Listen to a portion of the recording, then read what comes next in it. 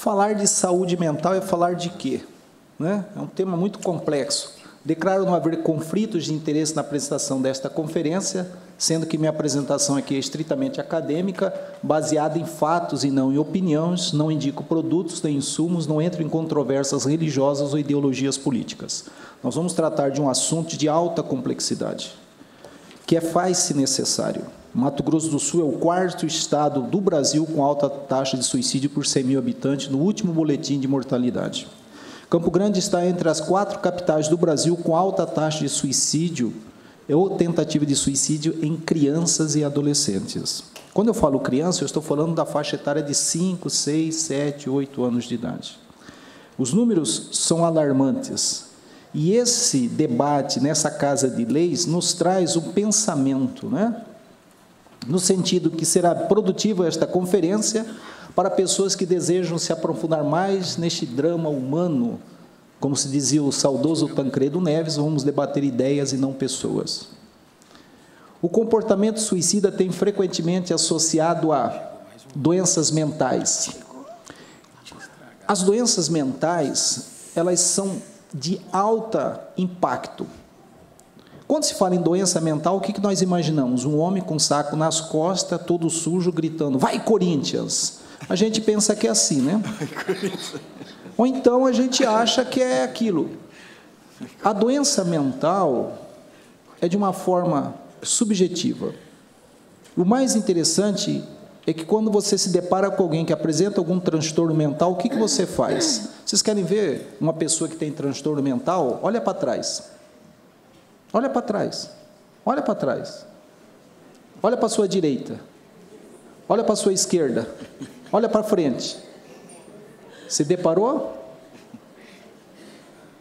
Aí nós vamos mostrar as estatísticas.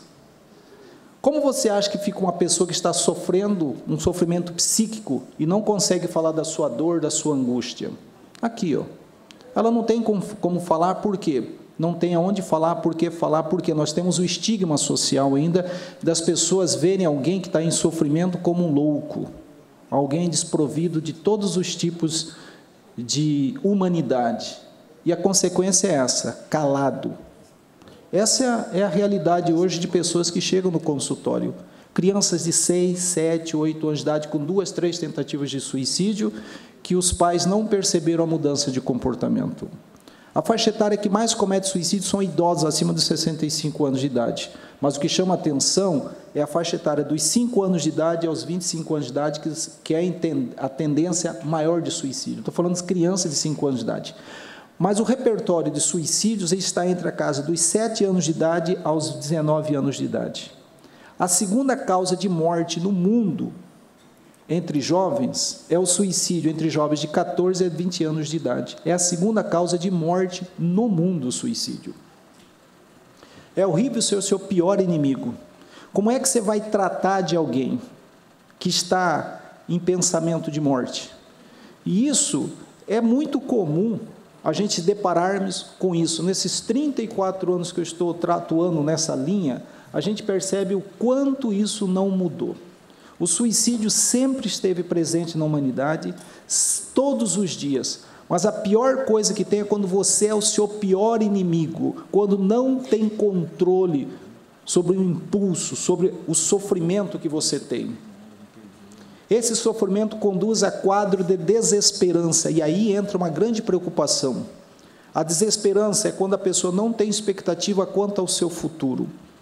Se ela não tem expectativa quanto ao futuro, o que ocorre com ela? Ela não tem desejo de viver, um desânimo severo e profundo.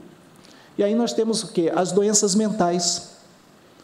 Suponhamos muitas vezes que as pessoas têm uma doença mental não diagnosticada. Gente, 90% dos casos de suicídio é um caso, ou 100% que tem um quadro de doença mental. Se tem um quadro de doença mental, pode ser evitado, por quê? Se você tiver o diagnóstico e o tratamento. Porém, de 10 pessoas que cometem suicídio, 7 interrompem o tratamento medicamentoso com o psiquiatra e o psicoterápico com o psicólogo. Só essa semana, deputada, só essa semana, eu atendo muitos adolescentes com quadro severo de depressão. Só essa semana, 2 abandonaram o tratamento por imposição da família. Só essa semana. E teve um que falou, olha, Me bloqueou porque ele falou, meu pai mandou bloquear o senhor aqui, bloqueou. Que já vem um quadro severo. Isso é mais comum do que vocês imaginam. Às vezes bate a vontade de desistir de tudo, não da vida, mas da dor, do sofrimento, da angústia, da vergonha, do medo. Quando a pessoa pensa em suicídio, ela não quer tirar a vida dela, e sim a dor e o sofrimento e a vergonha e a falta de apoio.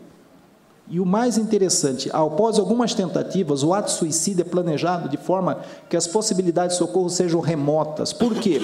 Porque o que chama a atenção, quando um caso de suicídio é registrado, 5 não são registrados, são subnotificados. Quando um caso de suicídio é registrado, 20 tentativas de suicídio ocorrem que não há notificação. Essas tentativas que não for acolhida serão as estatísticas no intervalo de 3 anos. Ou seja, é algo que a gente precisa debater. Só que as escolas de medicina, de enfermagem, de psicologia, de serviço social, não têm uma disciplina no manejo na crise suicida. As escolas clínicas, tanto no manejo como serviço social, psicologia, eles não têm um arcabouço de acolhimento às pessoas em tentativas de suicídio. Não adianta o corpo de bombeiros passar horas negociando, pegar a vítima em tentativa de suicídio, entregar numa unidade básica de saúde, ele é muito bem atendido, mas não tem aonde internar, aonde colocar. Quando se fechou o setor de psiquiatria da Santa Casa, deputada, uma pergunta, aonde estão os pacientes que eram atendidos no setor de psiquiatria da Santa Casa? Nesses últimos anos, são quase 120 mil leitos de hospitais psiquiátricos fechados no Brasil. Pararam para pensar? É algo que a gente precisa entender. O governo, nós temos os CAPs, tem tudo, tem profissionais, mas nós não temos o quê? A capacidade de gerenciar, porque a demanda é muito maior que a oferta. E a gente percebe isso nitidamente. Eu estava ali mostrando para o coronel Frederico, no meu celular, pessoas, quanto custa a sessão do senhor? Eu preciso de atendimento. Me indicaram o senhor, preciso que o senhor atende meu filho urgente. Mostrei, para vocês verem, é uma demanda muito grande. O que ocorre? Ocorre aqui, ó. Aí começa onde? Tudo nos circuitos neurais. Gente, quando se fala em saúde mental, nós estamos falando de uma coisa muito séria. Nós temos que parar de banalizar o sofrimento de alguém. Einstein, vocês sabem o que aconteceu com o cérebro de Einstein? Foi roubado. O médico que fez a autópsia roubou, distribuiu para entender a inteligência de Einstein. Tudo está onde? No nosso cérebro. Eu sou um psicólogo biológico das neurociências. Eu estudo todo o fenômeno das neurociências. E não é de hoje. Mas o que chama a atenção, falar de saúde mental é falar de quê? Do que a gente imagina falar de saúde mental? É falar de mim. Como que eu estou? Porque não é interessante nós falarmos de saúde mental, mas eu preciso falar de quem está ouvindo, para poder entender e compreender a dor e o sofrimento do outro. Porque muitas vezes a minha dor é tão intensa que eu não consigo enxergar a do outro. Às vezes, abrir os olhos pode ser a coisa mais dolorosa que você já teve que fazer. Antes de curar alguém, pergunte se ele está disposto a desistir das coisas que o deixam doente, que é o sofrimento. E aí nós entramos num debate muito polêmico, a questão da liberação das drogas. 25% das pessoas que cometem suicídio estão sob efeito de álcool e drogas. Maconha é a porta de entrada para outras drogas mais severas. Em depoimento no Congresso Nacional, especificamente no Senado, o presidente da Associação Brasileira de Psiquiatria apontou um dado alarmante: 75% da população brasileira sofre de algum transtorno mental. Agora imagine potencializado por álcool e drogas, a maconha. A maconha é uma das drogas que mais causa esquizofrenia. Uso precoce da maconha, nós temos hoje um exército de homens e mulheres com menos de 30 anos de idade com quadro severo de esquizofrenia. Esquizofrenia é uma doença irreversível. Tem tratamento, mas aderir ao tratamento é muito difícil e é muito oneroso para o Estado, que é uma doença incapacitante e progressiva. Então, nós precisamos debater isso com seriedade. E o mais preocupante, muitas das pessoas que cometem suicídio têm um quadro de esquizofrenia. leve, e não precisa ser grave, leve, em surto ele comete suicídio agindo por impulso. 50% dos transtornos mentais de adultos têm início antes dos 14 anos de idade, e muitas vezes a gente acha que é frescura. Antes dos 14 anos de idade, e 75% até os 24 anos de idade. Estudos mostram que 40% dos jovens até 16 anos apresentam pelo menos um transtorno mental. Uma das coisas que a gente não percebe é os estudos que não existem no Brasil referente à infância, crianças e adolescentes. E até alguns anos atrás, era negado a depressão e a ansiedade em crianças e adolescentes. Hoje é comprovado cientificamente dos estudos que crianças com 4, 3 anos de idade já têm quadro de depressão e ansiedade. E os sintomas é agressividade e irritabilidade, que muitas vezes a gente chama de birra. E a verdade, a criança ela está gritando, porque ela não tem como dar forma ao seu sofrimento, à sua angústia. Por quê? Porque o mundo do adulto é enigma para a criança. E o adolescente? Muito mais. O bullying. Aqui nós temos vários adolescentes, vários jovens aí em cima. O bullying é uma das portas de entrada para automutilação e suicídio, decorrente à vergonha. Sintomas, sinais, síndrome, distúrbio, transtorno, doença, morte e luto. Tudo isso começa nos sintomas. O sujeito sente algo, mas ele não sabe dar forma a isso. Tudo começa no sintoma. E o primeiro sintoma é a angústia. Aquela coisa.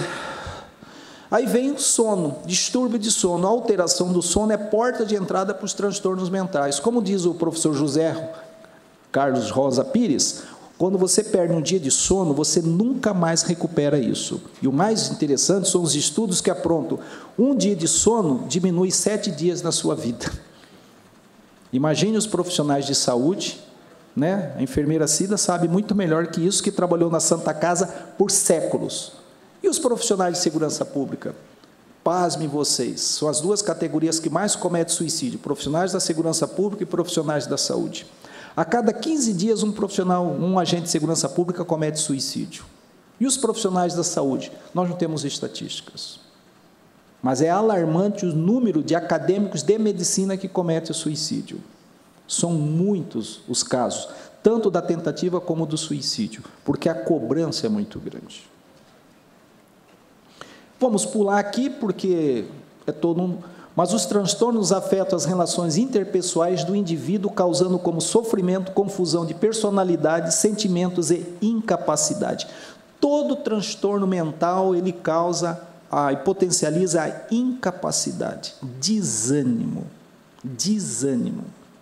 um desânimo total. Os transtornos são a ansiedade, a depressão, a dependência de qualquer substância ou hábito. Doença, é importante fazer um diagnóstico, por isso que é necessário levar para um psicólogo e um psiquiatra. Eu estou falando psicólogo e psiquiatra. Primeiro, alguns anos atrás, um pastor da Igreja Universal ligou no bombeiro 193.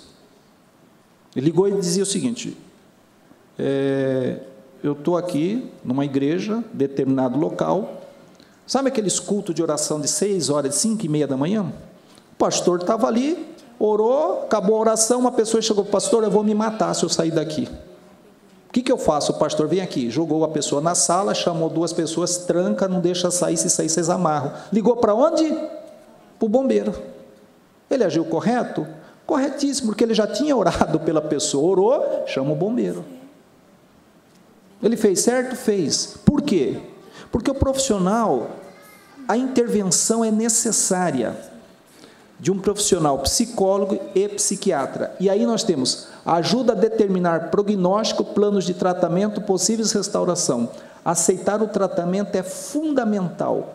A maior dificuldade é o sujeito entender que ele precisa de ajuda. Ele necessita ser medicado. E pasme vocês, os pais entenderem que o filho, criança ou adolescente necessita fazer terapia com psicólogo e muitas vezes Uso do medicamento com o psiquiatra.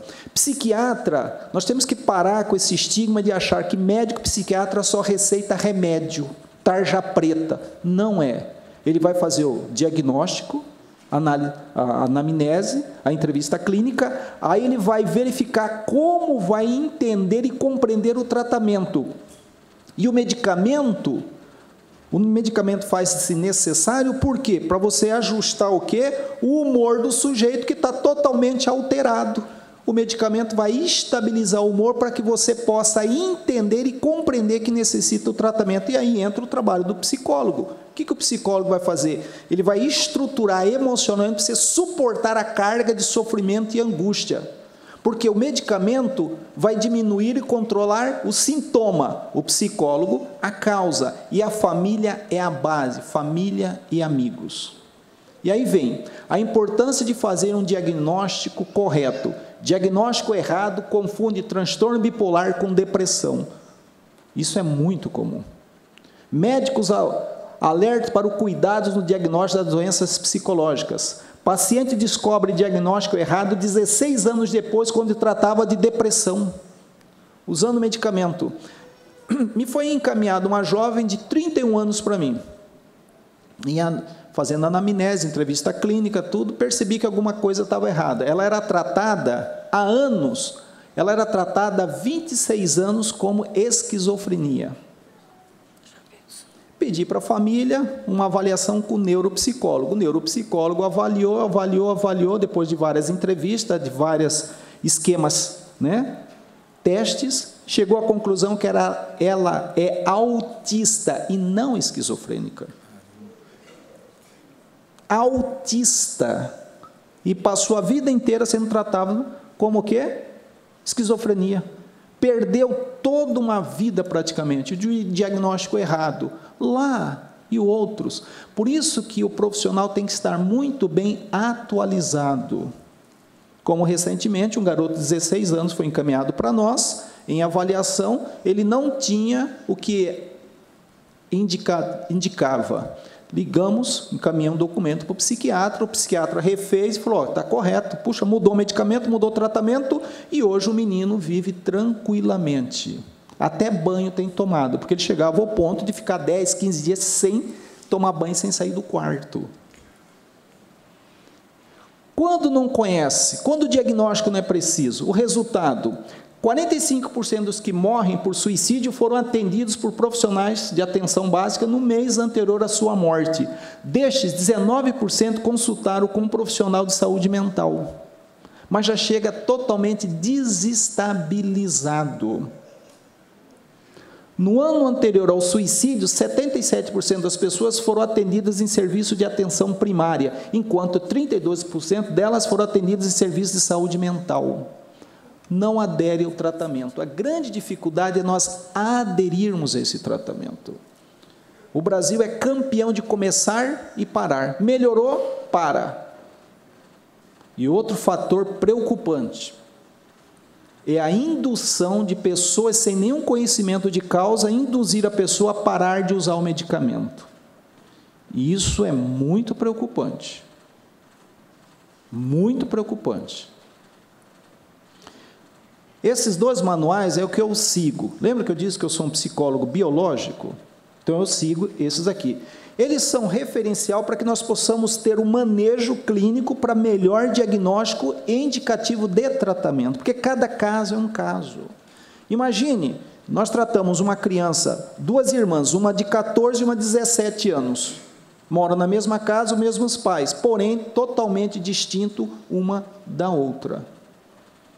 Segundo o DSM-5, existe mais de 300 tipos de transtornos mentais catalogados. Mais de 300 transtornos mentais catalogados. E para isso você precisa fazer uma boa entrevista clínica, um bom tratamento. E às vezes precisa mudar o tratamento e mudar o modelo de tratamento, até a forma de tratar.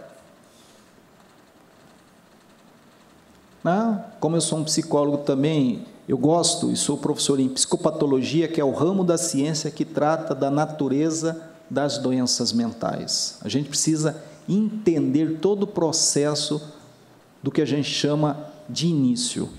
A gente tem feito o que a gente chama de autópsia psicológica de casos de suicídio.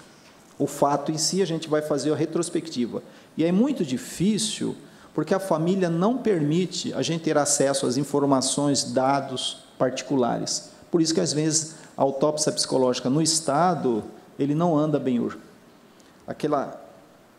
Né? Você citou um colega, foi citado um colega nosso aqui, que houve um óbito dele, né?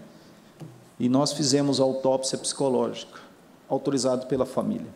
Mas muito difícil. A autópsia psicológica é um fator primordial para prevenir outros suicídios. E como eu também trabalho na psicologia criminal, que é um dos termos que eu gosto muito, da questão da formação de perfis de assassinos, serial killer, criminosos, comportamento, mas as grandes síndromes psiquiátricas são síndromes afetivas, ansiosas, deprimidas e maníacas. Todas elas podem ser diagnosticadas e todas elas têm o quê? Tratamento. Tem um manejo clínico dado por um profissional de saúde mental. Saúde mental, 75% dos transtornos mentais se iniciam na infância e adolescência, sendo que 50% se iniciam até os 14 anos. Os transtornos mentais costumam ter início precoce e persistente ao longo da vida, se não for diagnosticado e tratado. Isso é muito sério. Segundo a Organização Mundial de Saúde, os transtornos mentais aumentam a carga mundial de doenças e risco de doenças infecciosas. Aqui nós temos depressão. A depressão é a doença de base. Segundo a Organização Mundial de Saúde, até 2030 será a doença mais incapacitante do mundo. Quando se fala em depressão, nós estamos falando de algo que é muito genérico. O que é genérico? São quase 47 tipos de depressão. E aí? De origem circunstancial do ambiente ou patológico mental. A gente precisa saber isso aí para ter o melhor procedimento clínico do tratamento. E junto com a depressão está a prima irmã da depressão, que é o quê? A ansiedade. Aonde está a ansiedade, está a depressão. Aonde está a depressão, está a ansiedade. A ansiedade, ela tem a origem no medo. Medo de tudo e de todos. Se não for tratado, nós temos síndrome do pânico. Vocês viram que uma coisa vai puxando a outra? Uma coisa vai puxando a outra? Imagine um garoto que sofre bullying. Vocês querem ver vocês sabem o que acontece com seus filhos, colegas, irmãos no banheiro? E aí para os adolescentes aí em cima, os jovens, futuros universitários. Vocês sabem o que acontece no banheiro das escolas? Com seu filho, seu colega? A menina está no box fazendo pipi, chega uma colega, filma, grava e começa a mostrar para todo mundo. O garoto está ali, chega outro, tira uma foto e mostra para todo mundo. Ele começa a ter o quê? Vergonha. Não tem com quem falar, aonde falar, e o grupo que tira a foto, faz o bullying, começa a chantagear ele. Chega uma hora que ele não suporta. Por quê? Porque ele não tem uma relação de afeto na casa. A casa tem que ser um aspecto muito de acolhimento. O que uma criança quer? Afeto, carinho, atenção, reconhecimento, segurança e aprovação. É isso que uma criança quer, o desejo da criança é essa. Né? O que uma criança quer? E no decorrer da nossa vida, o que a gente encontra? Abandono, solidão, negligência, medo, culpa, desaprovação. E principalmente, rejeição.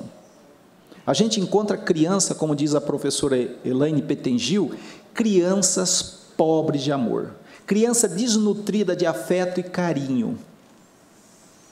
Criança ela tem que ser acolhida com elogios. Criança tem que brincar.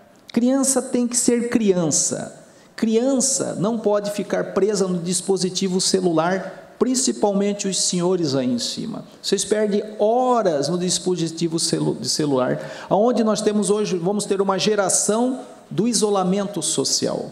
O que é isolamento social? Sem figura de companheiro, sem figura de comprometimento, ausência total de pertencimento a grupo, porque você fica só no celular.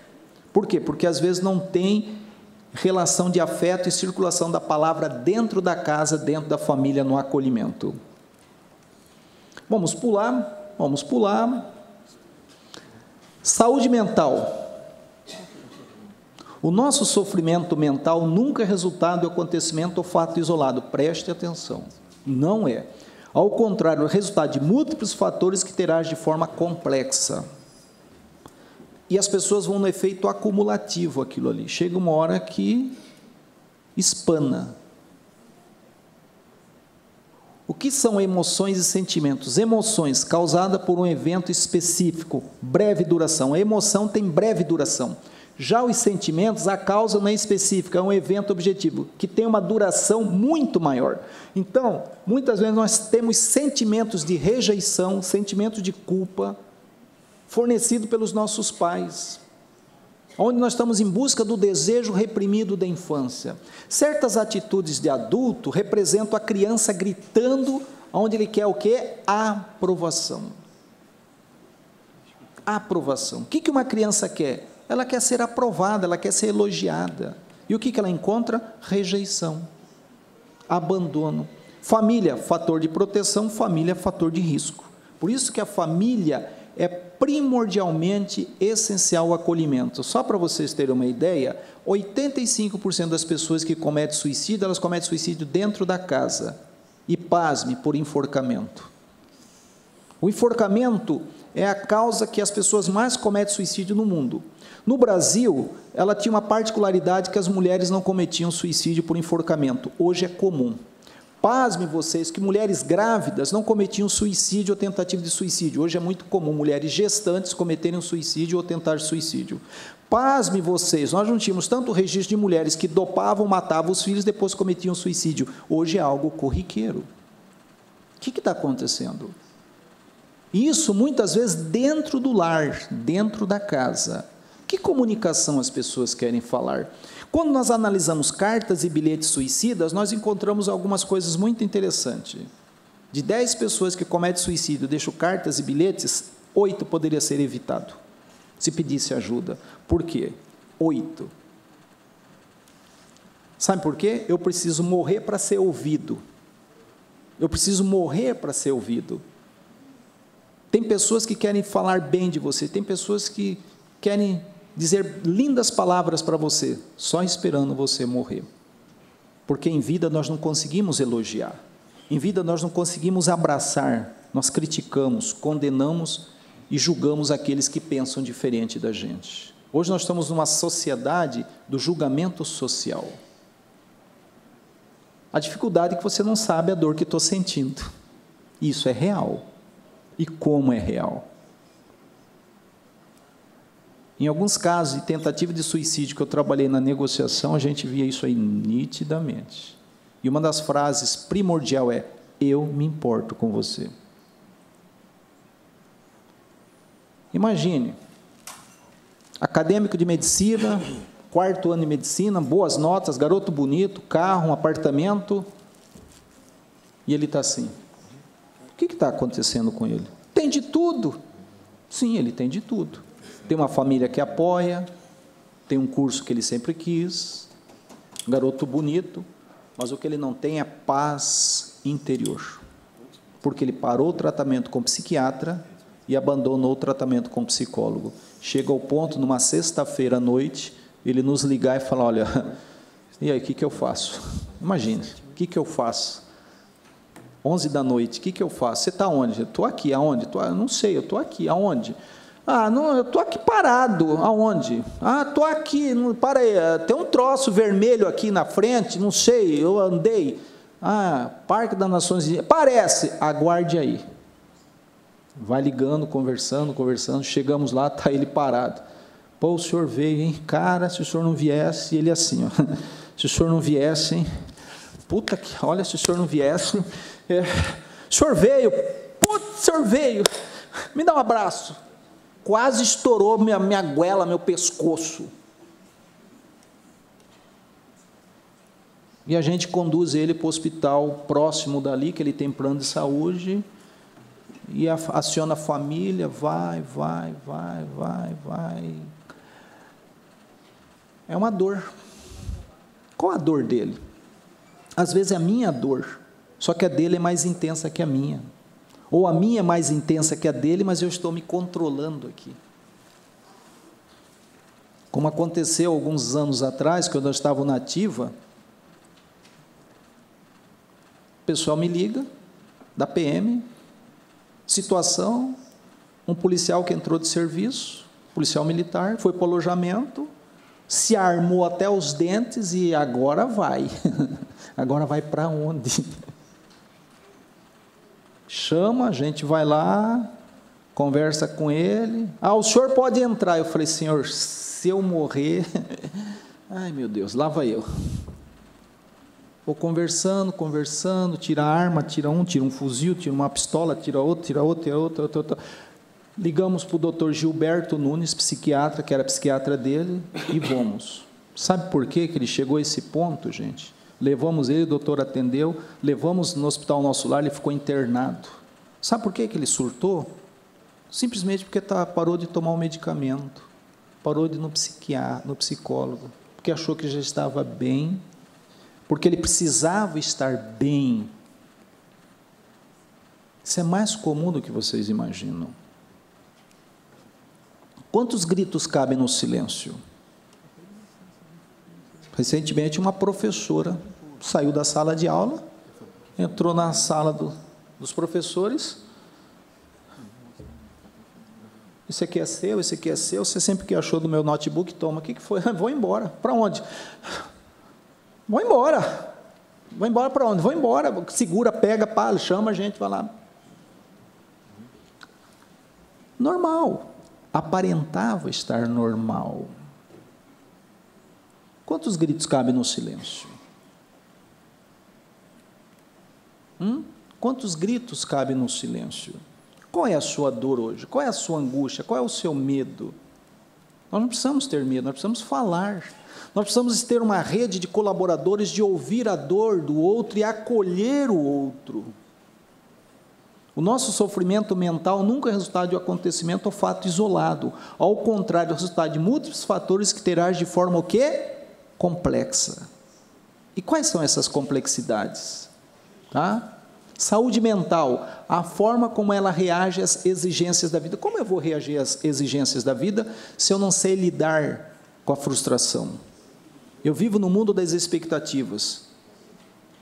Principalmente jovens, criam uma expectativa fantasiosa no mundo virtual. O mundo virtual não é real. E aí que está a grande falência da nossa sociedade, num vazio existencial de uma geração que está conectada no mundo que ele acha que é real. Ele vive no mundo avatar, e quando se depara com o não, ele não sabe lidar com o não. Ele não sabe lidar com a frustração, com a expectativa que ele pensa que é aquilo que ele acha que é aquilo que não é, e se depara com algo, e age por a impulsividade. O que é impulsividade? É quando a pessoa age sem medir as consequências dos seus atos. E aí que está. Quase 79% das tentativas de suicídio, a pessoa age por impulso. E essa impulsividade vem decorrente de uma frustração que poderia ser o quê? Negada. E essa impulsividade dura alguns minutos, segundos, e ele vai lá e age. E aí que tem que ter o freio. Respirar, pensar que aquilo pode ser resolvido. A saúde mental alterada não é motivo de se envergonhar. Isto é uma condição, assim como as doenças do coração, ou diabetes, ou até mesmo o óculos que a gente usa. Nós precisamos romper esse silêncio e falar abertamente. Tem escolas que os coordenadores sabem que a hora que o aluno precisa ser trazido para a sala para ele tomar o medicamento dele. Isso é muito comum hoje. Só que alguns pais não falam para a coordenação, para a escola, que aquele aluno faz uso de determinados medicamentos em determinadas horas. Aí o garoto dá uma alteração na escola e a gente acha que é louco, surtou, maluco. E não é. Efeito de ausência do medicamento. Aí vem uma grande preocupação. Segundo a Organização Mundial de Saúde, durante décadas a saúde mental tem sido uma das áreas mais negligenciadas da saúde, e é verdade. Tanto é que nós não temos estudos tão profundos sobre saúde mental, manejo em crise suicida e tentativa de suicídio de crianças e adolescentes. Nós não temos, por vários fatores. Primeiro, para você fazer uma pesquisa, não é fácil. Não é fácil. Segundo, quem vai fazer? Esse ano nós vamos iniciar, deputada Benhur, um estudo muito grande com todos os pediatras de Mato Grosso do Sul sobre o manejo na crise suicida. Uma das nossas parceiras é a doutora Débora Tomás, coordenadora do curso de medicina da Universidade Federal, que é pediatra. Nós já estamos finalizando esse grande estudo que queremos fazer com os pediatras de Mato Grosso do Sul. Por quê? Porque eles que estão atendendo as crianças. E os sinais são gritantes. São gritantes. Mas a gente precisa fazer o manejo, a capacitação. E os padres, pastores, líderes espíritas, são as pessoas que falam e ouvem as pessoas. Se tem uma pessoa que conhece o membro da sua comunidade religiosa, do seu grupo religioso, sua casa de oração, é o líder, seja ele espírita, da Umbanda, do Candomblé, o padre, o pastor. São pessoas que têm ainda, graças ao bom Deus, ainda tem uma figura de autoridade no Brasil, de respeitabilidade junto aos seus membros. Essas pessoas precisam ser capacitadas. É o que a gente tem feito com o Dom Dimas Lara Barbosa. Já fizemos curso de capacitação, de encontros, as casas espíritas têm nos chamado, a gente tem dado muita palestra na capacitação. Por quê? Agora vocês vão assustar com os dados. Genebra, 17 de junho de 2022. A Organização Mundial de Saúde divulgou nessa sexta-feira, 17 de junho de 2022, a sua maior revisão mundial sobre saúde mental desde a virada do século. Em 2019, um estudo que foi feito 16, 17, 18, 19, fechou em 2019. Quase 1,5 bilhão de pessoas, incluindo 14% dos adolescentes do mundo, vivem com algum transtorno mental. Quem tem uma calculadora aí, por favor, faz um cálculo para mim. Segundo a Organização Mundial de Saúde, quando um caso é registrado, 5 é subnotificado. Coloca 1,5 bilhão vezes 5, vai dar quanto? Alguém pode fazer um cálculo para mim? Quantos? 7 bilhões e meio. Qual que é a população mundial? Quase 8 bilhões, ou seja, todos nós, de um grau maior ou menor. A grande dificuldade é que a gente não percebe que nós temos um transtorno mental. Por isso eu convido vocês a assistirem aquele filme A Ilha do Medo, né? Ele acredita que é aquilo que ele não é e pensa que é aquilo que ele nunca foi e acha que os outros é aquilo que ele realmente é. Doente mental. Sim, porque em psicanálise você vê... eu sempre falo o seguinte, como eu analiso o comportamento humano já há algum tempo, quando você olha, não fui com a cara de fulano, não é que você foi com a cara de fulano, é que você vê no outro aquilo que você é. Como você não consegue matar você, você se identifica no outro. Por que eu não gosto do outro? Já viu aquela história, meu sangue não bateu com o de José? Não é o sangue de José, é o seu mesmo que está te engolindo. Procure um psicólogo. O suicídio foi responsável por mais de uma morte em 100 mortes. 58% dos suicídios ocorreram antes dos 50 anos de idade. Os transtornos mentais são a principal causa de incapacidade, causando 1 em cada 6 vividos. E o pior vem agora. As pessoas com condições graves de saúde mental morrem em média de 10 a 20 anos mais cedo que as outras pessoas. Pararam para pensar? A depressão e a ansiedade aumentaram mais de 25% apenas no primeiro ano de pandemia. No primeiro ano de pandemia. E naquele foco da pandemia, eu estou lá no hospital universitário há 31 anos, né, eu chegava lá, atendia os colegas, aí nós criamos um grupo chamado Acolhimento. Comecei com o CTI pediátrico, nós estávamos com 2 CTIs Covid. Gente, eu comecei com uma equipe, aí tive que ir para outra equipe, naquela que chamamos de roda de conversa, o impacto da saúde mental. E as pessoas achavam que eu estava bem, porque eu tinha que atender os colegas, todo mundo, e eu, como que eu ficava? Eu chegava às 7 da manhã, eu chegava às 7 da manhã no HU e saía às 10 da noite. Como que eu estava? Até que uma hora eu falei, para aí, voltei para a terapia online, que eu tinha parado, e liguei para um pastor que me acompanha espiritualmente. Liguei para ele e tal, ele falou, vamos conversar, porque a coisa é muito grave. Se você não tiver um apoio emocional, a gente adoece. Por quê? O sofrimento do outro, ele não é contagioso, ele é impactante. Preste bem atenção, o sofrimento do outro não é contagioso, ele é impactante na nossa saúde mental. Imagine eu vendo os colegas morrendo no HU, os colegas chegavam na minha sala, falaram, cara, e aí o que eu faço? Eu estou com medo, tal. Normal, e você tinha que estar forte, mas até eu chegou a um ponto que eu não aguentei mais. Aí que está, ansiedade. Sabemos hoje que praticamente 100% dos suicídios tinham uma doença mental, muitas vezes são diagnosticadas. Nunca terem uma proporção substancial de pessoas que cometem o suicídio morrem sem nunca terem visto um profissional de saúde mental, que poderia ser diagnosticado e iniciado o tratamento. E no interior do estado de Mato Grosso do Sul, dificilmente as prefeituras, eles têm lutado para levar, mas é muito, né? Tem prefeituras aqui que estão contratando psiquiatra por 50 mil reais para morar na cidade, não tem como. Aí o psiquiatra vai uma vez a cada 15 dias, chega lá, tem 200 pessoas para ele atender, como é que esse homem, essa mulher vai atender, gente?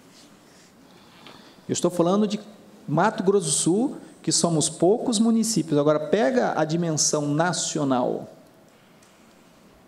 Mato Grosso do Sul é o 4º estado do Brasil com 100 mil habitantes.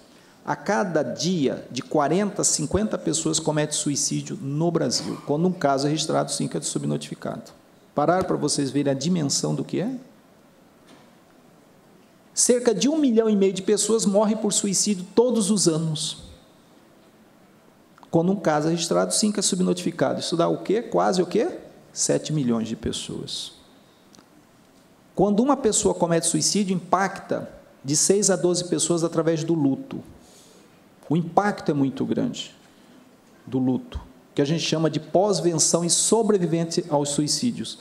E diante dessa demanda, nós criamos lá na Universidade Federal, no Hospital Universitário, o Núcleo de Estudo, Pesquisa e Assistência ao Luto. É um grupo que vai estudar, porque Mato Grosso do Sul não tinha nenhum centro de referência de estudo sobre o luto, de pesquisar sobre o fenômeno do luto. Hoje nós temos lá no Hospital Universitário, e eu convido aqueles que quiserem fazer parte, está aberto. E o grupo de apoio aos enlutados, que funciona todo sábado, das 14 às 16h30, no bloco 6, na unidade 6, ao lado da Biblioteca Central, onde nós acolhemos pessoas que estão passando pelo processo de perda e luto. E também os sobreviventes de suicídio, familiares e amigos que perderam alguém por suicídio. E os depoimentos são muito impactantes. Só que os iguais se atraem diante da dor e sofrimento, ou seja, eu dou o meu depoimento e eu vou consolar uma mãe que se sente culpada pela morte do filho adolescente, que a outra também, e assim a gente vai construindo uma rede de apoio que até então não tinha no Estado. Para vocês verem o quanto o suicídio é impactante. Imagine, para cada suicídio há um número muito maior de tentativas de suicídio. Se não for tratadas, serão as estatísticas. Uma tentativa anterior de suicídio é o principal fator de risco para a morte por suicídio. O suicídio é a segunda causa de morte entre jovens de 15 a 29 anos de idade. E aí vão os números, tá? Aqui, ó. Entre 2010 e 2019, ocorreram no Brasil 112.230 suicídios. Se você for catalogar por 5, vai dar o quê? Quase 670 mil suicídios. E se você colocar esses 670 mil vezes 6 pelo luto, dá quase o quê?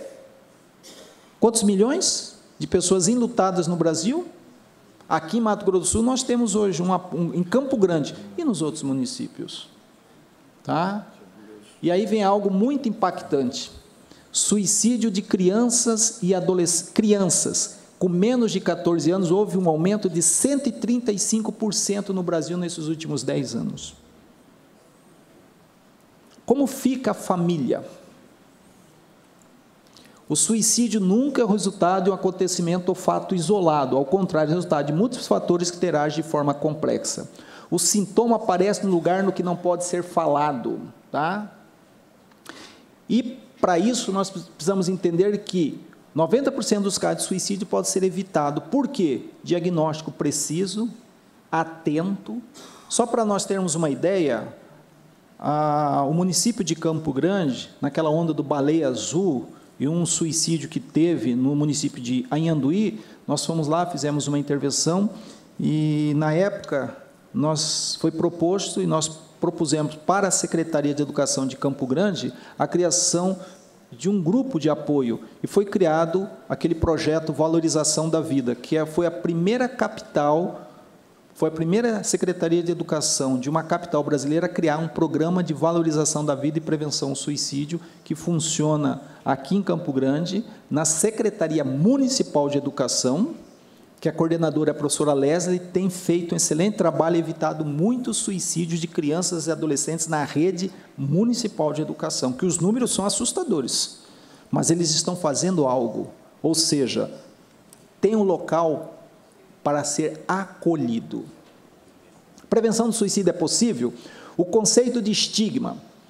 Duas imagens, essas duas imagens revelam muito a questão da saúde mental. A primeira imagem é câncer. Câncer é a doença da solidariedade. A gente fica muito solidário com um colega com câncer, a gente raspa a cabeça, leva, traz, busca, coordena, os professores são muito solidários, os amigos de trabalho, então, não leva a falta, a gente solidário, faz campanha. E depressão?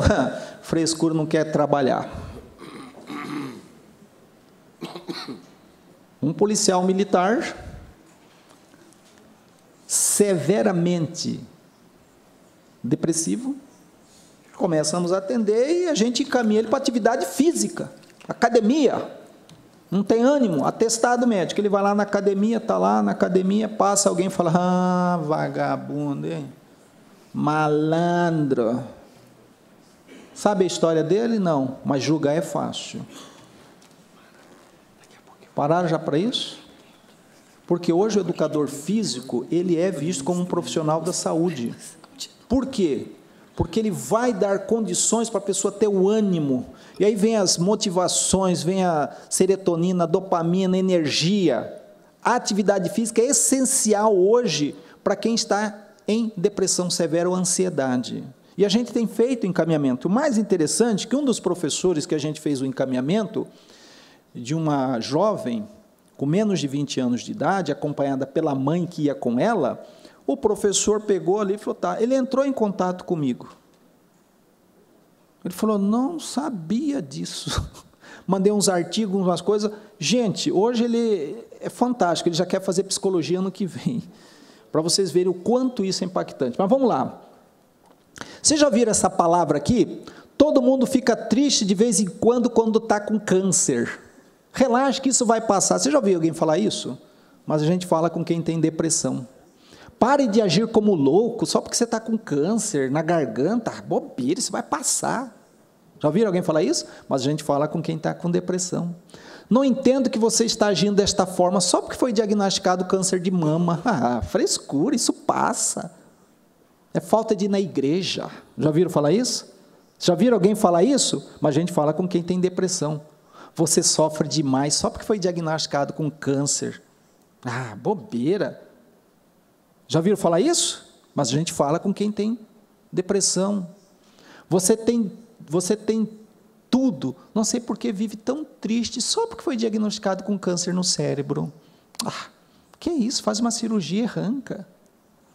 Já viram isso? Mas a gente faz isso com quem tem depressão, ansiedade, transtorno mental, sofrimento psíquico.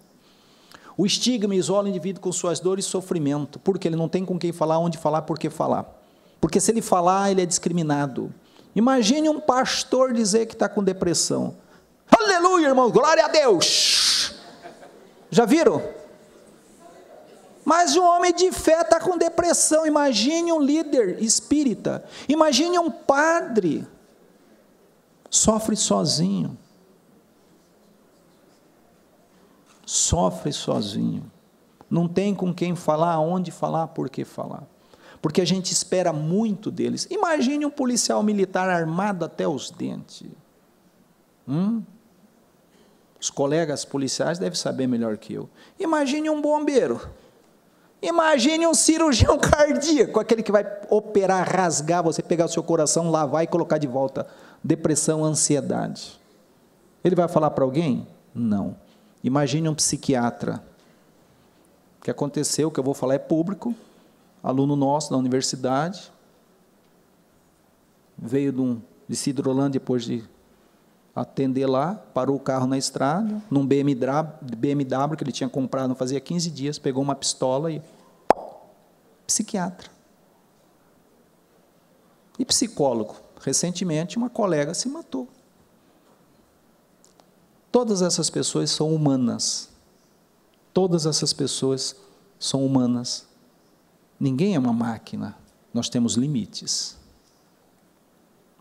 O tabu em torno das doenças mentais e o preconceito institucional, social, familiar e religioso em relação ao sofrimento psíquico compromete a prevenção.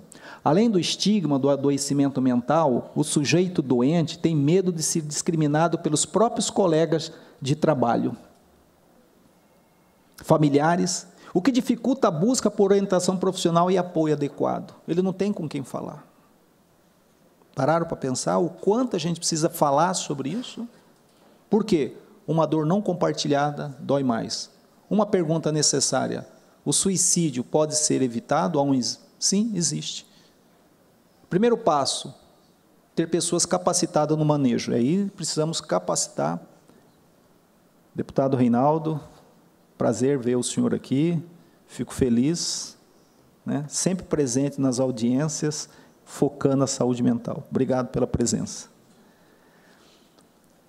Aqui que está a grande dificuldade, o manejo na crise suicida, entender como acolher e manejar isso aí. Porque uma pessoa em quadro severo de desesperança, não é fácil lidar com ela.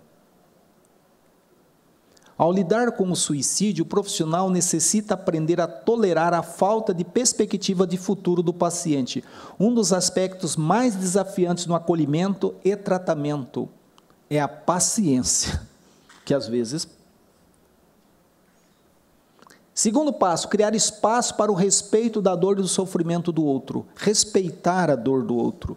E aí os colegas aí em cima, olha aqui para mim, respeitar os que são diferentes, não brincar, não zombar, acolher as pessoas. Nós não sabemos a dor e o sofrimento que o outro está passando, e às vezes ele só tem um espaço onde ele se sente feliz, é na escola, e às vezes a indiferença de um colega traz mais sofrimento ainda.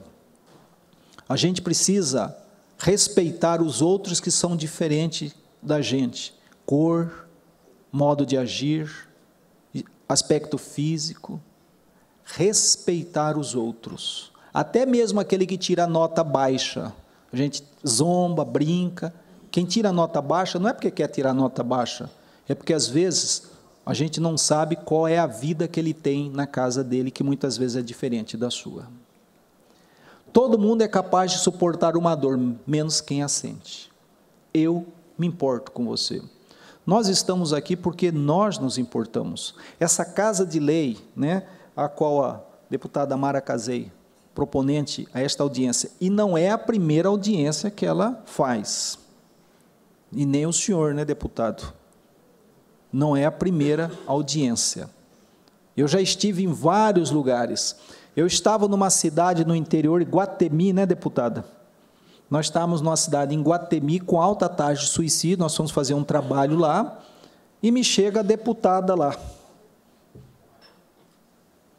Não é porque ia ter a palestra conosco, é porque ela estava lá na cidade fazendo o trabalho dela. E nós estávamos lá para justamente falar sobre manejo em crise suicida. Foi lá na igreja católica, se não me engano, no salão paroquial. Mas tinha gente, hein? Muita gente. Para vocês verem que isso aqui, eu me importo com você. Terceiro passo, criar espaço de circulação da palavra, ou seja, abrir um espaço para as pessoas poderem falar disso. E aí vem as organizações, as chefias, os diretores, coordenadores, chefe, está apto a ouvir sem condenar. entender o sofrimento do outro. E a dor é subjetiva, eu não tenho como medir a dor de uma pessoa, mas eu tenho a obrigação de respeitar essa dor. E é isso que falta muitas vezes para o gestor, porque às vezes o gestor está mais doente, um gestor doente ele vai adoecer as pessoas. Então a gente precisa ter a capacidade de entender o limite do outro. Uma dor não compartilhada dói mais. Você é feliz? Bom, eu sei sorrir.